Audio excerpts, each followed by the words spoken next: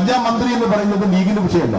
സത്യത്തിൽ നമ്മൾ ആലോചിച്ച് നോക്കി കഴിഞ്ഞാല് CH മുഹമ്മദ് കോയ മുഖ്യമന്ത്രിയായിട്ടുള്ള സംസ്ഥാനമാണല്ലോ കേരളം, അല്ലേ?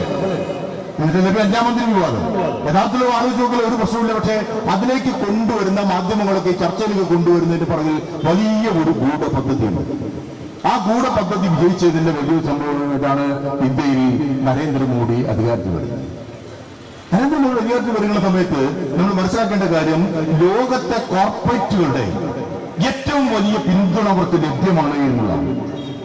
ഈ കോർപ്പറേറ്റ് രാഷ്ട്രീയം സമർത്ഥമായി ഈ പറഞ്ഞ നരേന്ദ്രമോദി എന്ന് പറയുന്ന ഒരു ഇമേജിനെ അത് ഉയർത്തിക്കൊണ്ടുവന്നു. ഇപ്പോൾ വലിയൊരു ഇമേജ് അതിന് മാറ്റിയെടുത്തിരുന്നു.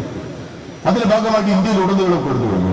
കഴിഞ്ഞ ലോകസഭാ ഇലക്ഷന് ശേഷം തന്നെയും വന്നിട്ടുള്ള മാറ്റം അത്യന്തം ഗുരുതരമാണ്. സ്വകാര്യമായ സംഭാഷണങ്ങളിലൊക്കെ ഞാൻ ഇടതുപക്ഷ സഹയാത്രികരായിട്ടുള്ള ഹിന്ദുക്കളായിട്ടുള്ള ചെറുപ്പക്കാർ പോലും ഒരു സോഫ്റ്റ് മോഡി നിലപാടിലേക്ക് മാറിക്കൊണ്ടിരിക്കുന്നു എന്നൊരു യാഥാർത്ഥ്യം തിരിച്ചറിയാതെ കൊണ്ടുവരാൻ. നമ്മൾ യാഥാർത്ഥ്യത്തെ തിരിച്ചറിയുമെങ്കിൽ നമുക്ക് യാഥാർത്ഥ്യത്തിന്റെ സങ്കീർണതകളെ നമുക്ക് ബോധ്യപ്പെടില്ല. അത് അപായകരമായ അതിന്റെ പ്രതികരണങ്ങളെ നമുക്ക് മുൻകൂട്ടി കാണാൻ കഴിയാതെ പോകും.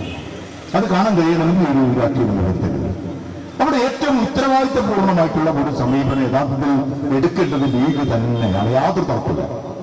ഈ ഒരു ഇതിൽ ചെറുക്കണമെങ്കിൽ, ഈ പൊതുബോധത്തെ ചെറുക്കണമെങ്കിൽ, ഒരു പൊതുബോധത്തെ രൂപപ്പെടുത്തി എടുക്കണമെങ്കിൽ, ഈ ഫാഷിസത്തിന്റെ വരവിനെ തിരിച്ചറിഞ്ഞുകൊണ്ട് ചെറുക്കണമെങ്കിൽ മുസ്ലിം ജനസാമാന്യത്തിന്റെ മഹാഭൂരിപക്ഷത്തെ പ്രതിനിധീകരിക്കുന്ന മുസ്ലിം ലീഗ് എന്ന് പറയുന്ന സംഘടനയ്ക്ക് തന്നെയാണ് അതിനേക്ക് ഏറ്റവും വലിയ ഉത്തരവാദിത്വം നിർവഹിക്കാനുള്ളത്. ആ ഉത്തരവാദിത്തമാണ് യഥാർത്ഥത്തിൽ ഒരു മഹാജാഥയിലൂടെ നിങ്ങൾ നിർവഹിച്ചുകൊണ്ടിരിക്കുന്നത്.